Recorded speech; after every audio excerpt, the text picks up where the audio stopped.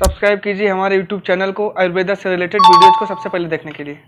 नमस्कार दोस्तों, मेरा नाम विवेक त्रिवेदी है और आप लोग देख रहे हैं learn Ayurveda with Vivek YouTube channel को। तो चलिए शुरू करते हैं। फ्रेंड्स, जो आज का अपना वीडियो है वो थोड़ा डिफरेंट है, बिकॉज आज का जो अपना वीडियो है वो मेडिकेशन ओरिएंटेड नहीं है, बिल्कुल भी नहीं है।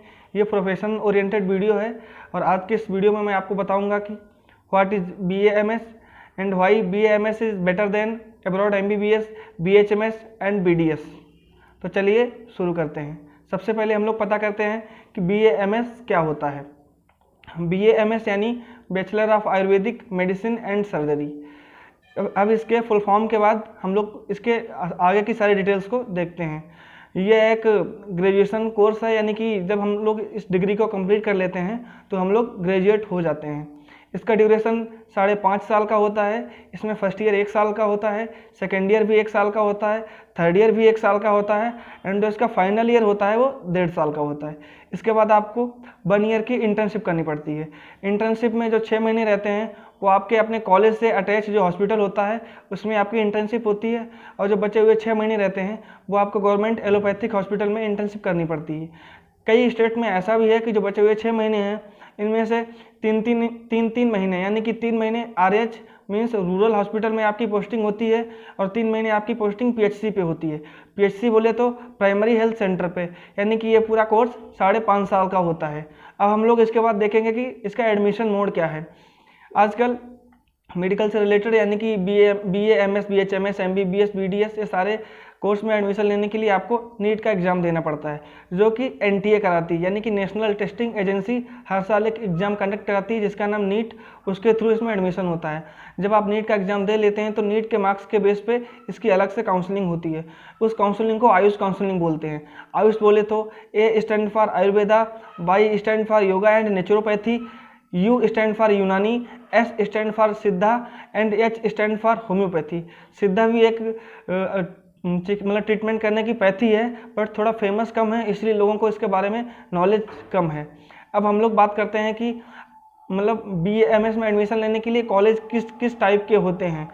दो टाइप के कॉलेज होते हैं, ये तो कॉमन है, बट फिर भी मैं आपकी जानकारी के लिए आपको बताए दे रहा हूँ। गवर्नमेंट कॉलेज होते हैं और प्राइवेट कॉलेज होते हैं। इंडिया में आजकल के सिनेरियो में जो है MBBS की जो गवर्नमेंट कॉलेज की कट ऑफ होती है, उसके बाद फिर जो कट ऑफ आती है उसमें BAMS और BDS की पैरेलल रहती है, लगभग बराबर रहती है। इंटरेस्ट के हिसाब से कैंडिडेट्स इसमें एडमिशन लेते हैं। तो इसके बाद जैसे कि कोई बंदा है अगर जिसके MBBS इसको गवर्नमेंट नहीं मिला है, फिर भी अगर उसके अच्छे मार्क्स हैं तो उसको गवर्नमेंट BAMS के जो फेमस इंस्टीट्यूट हैं जैसे कि BHU बनारस हिंदू यूनिवर्सिटी बनारस उत्तर प्रदेश में है, इसके अलावा all India institute of medical science AIIMS Ayurveda Delhi, new Delhi में स्थित है ये। इसके अलावा गुजरात आयुर्वेद यूनिवर्सिटी जो कि गुजरात में है, या फिर इसके अलावा राजस्थान में NIA है, नेशनल इंस्टीट्यूट ऑफ आयुर्वेदा। इस टाइप के जो बड़े बड़े फेमस कॉलेज हैं उनमें एडमिशन लेना चाहिए, ना कि अपने स्टेट में जो फेमस आयुर्वेदिक कॉलेज होते हैं सुविधा के अनुसार नहीं। ये जो फेमस सेंट्रल लेवल के कॉलेज हैं इनमें एडमिशन लें। इसके बाद हम लोग बात करते हैं प्राइवेट BAMS कॉलेज की। प्राइवेट कॉलेज क्या है कि स्टेट वाइज इनकी यूनिवर्सिटीज़। तो फ्रेंड्स, अब हम लोग बात करते हैं कि प्राइवेट BAMS में एडमिशन लेने के लिए जो फीस स्ट्रक्चर क्या होता है, आज के सिनेरियो में जो चल रहा है रनिंग टाइम में वो क्या होता है। तो जो प्राइवेट कॉलेज में जब आप एडमिशन लेने के अगर इच्छुक हैं तो आपको फीस मिनिमम 10 से 12 लाख रुपए पे करनी रहती है, यानी कि 4.5 साल की। और अगर आप अच्छे प्राइवेट कॉलेज की तरफ जाएंगे जैसे कि महाराष्ट्र का विद्यापीठ है, वो सब जो रहता है उसकी लगभग 25 से 30 लाख रुपए होती है 4.5 साल की। और प्राइवेट कॉलेज रहते हैं उनमें स्टाइपेंड नहीं मिलता है, बट जो गवर्नमेंट के BAMS कॉलेज रहते हैं उनमें स्टाइपेंड मिलता है आपको। अब इसके बाद हम लोग देखते हैं कि why BAMS better than abroad MBBS, BHMS and BDS। तो सबसे पहले ये सब सारी चीज़ें जानने के लिए सबसे पहले हम लोग BAMS का स्कोप देखते हैं।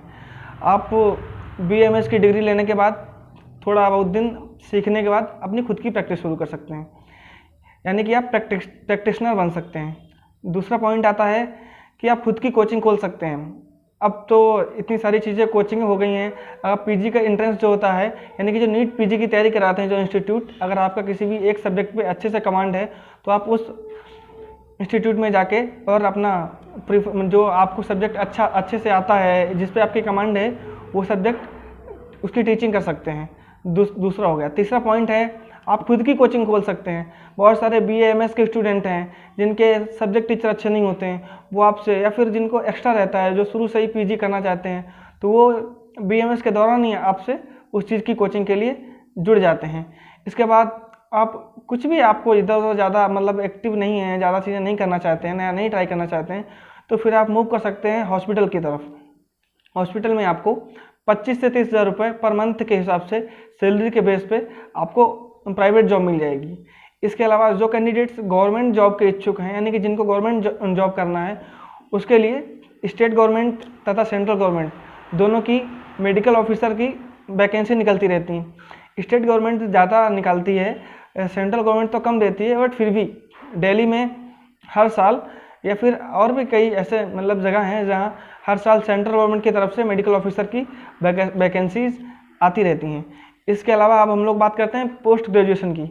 अगर आप पोस्ट PG करने के लिए इंटरेस्टेड हैं तो और अगर आप अच्छे से प्रिपरेशन कर लेते हैं तो ऐसा कोई ज़रूरी नहीं है कि अगर आप प्राइवेट कॉलेज से हैं तो आप प्राइवेट कॉलेज से ही PG करें। अगर मार्क्स अच्छे आते हैं, आपकी कमांड अच्छी हो जाती है अपने ग्रेजुएशन के दौरान, तो फिर आप गवर्नमेंट कॉलेज से PG ले सकते हैं, सीट मतलब उठा सकते हैं। और जब आपको गवर्नमेंट कॉलेज की PG की सीट मिल जाती है तो PG 3 साल की होती है, और उस 3 साल के दौरान आपको स्टाइपेंड 60 से 70 हज़ार, मैं आज की डेट का बता रहा हूँ, आपको मिलता है। तो आप इसको कैलकुलेट कर लीजिएगा, यानी कि 7 से 8 लाख रुपए पर ईयर आपको मिलते हैं 3 साल के लिए। और इधर जब आपकी PG कंप्लीट होती है तो आपका नॉलेज भी बढ़ जाता है, आपके पास पैसे भी इकट्ठे हो जाते हैं। तो ये जब आपकी PG कंप्लीट होगी तो फिर अगर आप अपना क्लिनिक सेटअप वगैरह डालना चाहते हैं तो आपको मनी प्रॉब्लम नहीं आती है। इसके अलावा तब हम लोगों की एज 27, 28 अप्रॉक्स 30 हो जाती है, तो उधर फैमिली वालों को भी मनी प्रॉब्लम्स आने लगती हैं। तो अगर आपके पास उस समय PG के साथ साथ मनी भी आ जाता है तो सारी चीज़ें अच्छे से सेटल होने लगती हैं। इसके बाद हम लोग देखते हैं कि अब्रॉड MBBS में क्या क्या होता है और क्यों हम लोग उसको BAMS से बेटर नहीं मान सकते। कई अब्रॉड MBBS का ड्यूरेशन ही पहली बात तो ज़्यादा होता है। BAMS, MBBS, BHMS ये सारे कोर्स 5.5 साल के हैं, और अब्रॉड MBBS जो होता है वो 6 साल का होता है, यानी कि 6 महीने आपको ज़्यादा देने पड़ेंगे। और अब्रॉड MBBS में फीस ज़्यादा लगती है, ये आपको 10 से 12 लाख में स्टार्ट हो जाएगा, वो मिनिमम 20 से 25 लाख में स्टार्ट हो जाए। इसके बाद सबसे बड़ी प्रॉब्लम आती है लैंग्वेज को लेकर के। BAMS में अपनी इंडियन लैंग्वेज जैसे कि हिंदी या फिर थोड़ा बहुत संस्कृत के जो मेन वर्ड रहते हैं वो भी मीनिंगफुल होते हैं, हम लोग उनको रिलेट कर सकते हैं अपनी हिंदी से। बट अब्रॉड MBBS में ऐसा बिल्कुल नहीं होता गाइज। वहाँ आपको जैसे रसिया से कर रहे हैं तो आपको रशियन सीखनी पड़ेगी, कजाकिस्तान से कर रहे हैं तो आपको कजाकिस्तान की लैंग्वेज सीखनी पड़ेगी। इसके अलावा फ्रेंड्स अगर आप चाइना से MBBS कर रहे हैं तो आपको चाइनीज़ सीखनी पड़ेगी। तो फ्रेंड्स वहाँ आपको 50% जो अपना ब्रेन रहता है वो लैंग्वेज सीखने पर ही कंसंट्रेट करना पड़ता है। सबसे बड़ी प्रॉब्लम तो ये है कि जो इंडियन MCI एग्ज़ाम कंडक्ट कराती है उस एग्ज़ाम में मोस्ट ऑफ स्टूडेंट्स फेल हो जाते हैं। जो फॉर अब्रॉड MBBS करते हैं स्टूडेंट, उनको क्या है कि वहाँ से आने के बाद इंडिया में प्रैक्टिस करने के लिए MCI एक एग्ज़ाम कंडक्ट कराती है, उसको पास करना रहता है। और यकीन मानिए आप मेरा, 5 से 7% स्टूडेंट ही जो होते हैं केवल इसको क्लियर कर पाते हैं। बचे हुए 90% स्टूडेंट्स जो होते हैं उनको बहुत सारी प्रॉब्लम्स होती हैं। यानी कि आपका MBBS कंप्लीट हो गया, फिर भी आप प्रैक्टिस करने के लायक ही नहीं हैं। सोचो कि यहाँ जो BAMS वगैरह करके स्टूडेंट रहते हैं वो तुरंत रेडी हैं अर्न करने के लिए या फिर PG करने के लिए, लेकिन वहाँ से करने के बाद आपको फिर MCI की तैयारी करनी पड़ेगी। इस बार नहीं तो फिर आपको 6 महीने वेट करना पड़ेगा, फिर आपका MCI का एग्ज़ाम फिर दोबारा देना पड़ेगा। इसके अलावा ऐसा भी नहीं है कि अगर आप इंडियन MCI का एग्ज़ाम नहीं क्लियर कर पाते हैं तो फिर आप वहाँ भी प्रैक्टिस नहीं कर सकते। वहाँ भी प्रैक्टिस करने के लिए आपको एक दूसरा एग्ज़ाम देना पड़ेगा।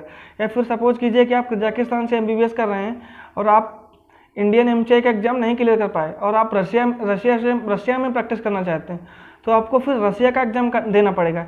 यानी कि ये प्रॉब्लम सबसे मेन प्रॉब्लम बन के आती है। इसके अलावा जब आप वहाँ MBBS करते हैं तो MBBS के दौरान आपको पूरा दिन कॉलेज करना पड़ेगा। इसके अलावा शाम को, जैसे आप नीट के टाइम कोचिंग जाते थे, आपको शाम को कोचिंग ज्वाइन करना पड़ेगा, यानी कि MCI का एग्ज़ाम क्लियर करने के लिए। ये सारी प्रॉब्लम्स ज़रूर आती हैं फ्रेंड्स अगर आप अब्रॉड से MBBS करने जा रहे हैं। तो इसके बाद वहाँ का जो स्टडी मटेरियल पैटर्न है वो थोड़ा अजीब है। मतलब कि जैसे इंडिया में क्या है, एमबीबीएस में क्या है या फिर बीएमएस में क्या है, फर्स्ट ईयर में फिजियोलॉजी, एनाटॉमी और ये माइक्रोबायोलॉजी वगैरह है, तो ये एक साल में कंफर्म हो जाता है कि क्लियर, मतलब ख़त्म हो जाता है। एक साल में के बाद आपको बाद में एनाटॉमी एंड फिजियोलॉजी नहीं पढ़नी पड़ती। बट वहाँ का ऐसा नहीं है, आप सेकेंड ईयर में आ जाएंगे और आपको बची हुई एनाटॉमी और फिजियोलॉजी वगैरह बहुत सारे सब्जेक्ट रहते हैं कि आधे आधे रहते हैं, तो उन सब्जेक्ट्स का जो कोरिलेशन है वो अच्छे तरीके से नहीं है उनके स्टडी पैटर्न में, तो ये दिक्कतें भी आपको देखनी पड़ती हैं। तो फ्रेंड्स, इसलिए इन सब चीज़ों को देखते हुए ही मैंने अब्रॉड एमबीबीएस को वरीयता नहीं दी है। हम लोग देखेंगे कि इससे तो बेटर मेरे को बीए एमएससी लग रहा है। फ्रेंड्स, मैं इंडिया में एमबीबीएस की बात नहीं कर रहा हूँ, मैं यहाँ पर बात कर रहा हूँ अब्रॉड से एमबीबीएस की। अब्रॉड से एमबीबीएस करने की अपेक्षा आप अपना पैसा बचाइए, अपना टाइम बचाइए, इन झंझटों में मत फंसिए, और इससे अच्छा है कि आप इंडिया से ही बीएमएस करिए, क्योंकि अब्रॉड एमबीबीएस से कहीं ना कहीं इंडियन बीएमएस जो है बेहतर है। अब इसके बाद हम लोग बात करते हैं बीएचएमएस की, bachelor of homeopathic medicine and surgery. ये कोर्स भी 5.5 साल का होता है, ये भी आपको ग्रेजुएट बनाता है। बट क्या है कि बीएचएमएस में उतना ट्रीटमेंट वेरिएशन नहीं है फ्रेंड्स जितना आयुर्वेद में है। जैसे आयुर्वेद में आप चाहे फिजिशियन बन सकते हैं या फिर आप पंचकर्मा स्पेशलिस्ट बन सकते हैं, लेकिन होम्योपैथी में ऐसा कुछ भी नहीं है। इसके अलावा आयुर्वेद में आपको सर्जरी करने की परमिशन मिलती है। हाँ फ्रेंड्स, ऐसा ज़रूर है कि आयुर्वेद वालों को जो सर्जरी की परमिशन मिलती है वो बहुत लिमिटेड है। फिर भी आप जैसे कि पाइल्स, फिशर, फिस्टुला, ये सब छोटी मोटी जो सर्जरी होती हैं, इन चीज़ों को आपको परमिशन मिल जाती है, तो इसके आप स्पेशलिस्ट बन जाते हैं। यानी कि किसी भी वे में आप सर्जरी मतलब परफॉर्म कर सकते हैं। लेकिन होम्योपैथिक में ऐसा बिल्कुल नहीं है, होम्योपैथिक में आपको फिजिशियन ही बनना पड़ेगा। तो इसलिए मेरे हिसाब से बीएचएमएस से भी कहीं ना कहीं बीएमएस बेटर पड़ता है। इसके बाद हम लोग मूव करते हैं बीडीएस की तरफ। बीडीएस 5 साल का कोर्स होता है, 4 साल का एकेडमिक रहता है और 1 साल की इंटर्नशिप रहती है। इसमें क्या, बीडीएस जब आप कंप्लीट करते हैं तो आप डॉक्टर बन जाते हैं। इसमें हम लोग देखते हैं कि नंबर ऑफ पेशेंट कम रहते हैं इन कंपेरिजन टू बीएमएस, यानी कि एक फिजिशियन की तुलना में एक डेंटिस्ट के पास हमेशा पेशेंट की कमी रहती है। मतलब यहाँ पे मेरा ऐसा कोई मोटिव नहीं है कि मैं बीडीएस वालों को नीचा दिखाऊं, बट मैं एक कंपेरिजन कर रहा हूँ, एवरेज बता रहा हूँ। हाँ, इसके अलावा क्या रहता है कि एक फिजिशियन होता है, वो जो नॉर्मल डिजीज़ वगैरह रहती हैं उन सारी डिजीज़ को ट्रीट करता है, बट एक बीडीएस वाला ऐसा नहीं करता है। इसलिए मेरे हिसाब से जो प्लेन बीएमएस रहता है वो प्लेन बीडीएस से बेहतर होता है। फ्रेंड्स, हाँ, अगर आप बीडीएस किए हैं और आप पीजी की तरफ मूव करते हैं तो निश्चित ही ये फील्ड आपके लिए बहुत बेहतर हो सकती है, बहुत बेहतर है, इसमें कोई भी दो राय नहीं है। फ्रेंड्स, अगर आपकी मेडिकल से रिलेटेड या फिर मेडिकल एंट्रेंस एग्जाम से रिलेटेड या फिर आयुर्वेदा से रिलेटेड, बीएमएस से रिलेटेड कोई भी क्वेरीज हैं तो आप हमको कमेंट सेक्शन में ज़रूर बताइएगा। मैं आपको आपकी प्रॉब्लम को सॉल्व करने की पूरी कोशिश करूंगा। और हाँ फ्रेंड्स, अगर आप हमारे चैनल पर नए हैं तो प्लीज़ हमारे चैनल को सब्सक्राइब कीजिएगा, बेल आइकन को दबाइएगा तथा ऑल नोटिफिकेशन को ऑन कर दीजिएगा, जिससे हमारे आगे आने वाली सारी वीडियोज़ की इन्फॉर्मेशन या नोटिफिकेशन आपको सबसे पहले मिल जाए।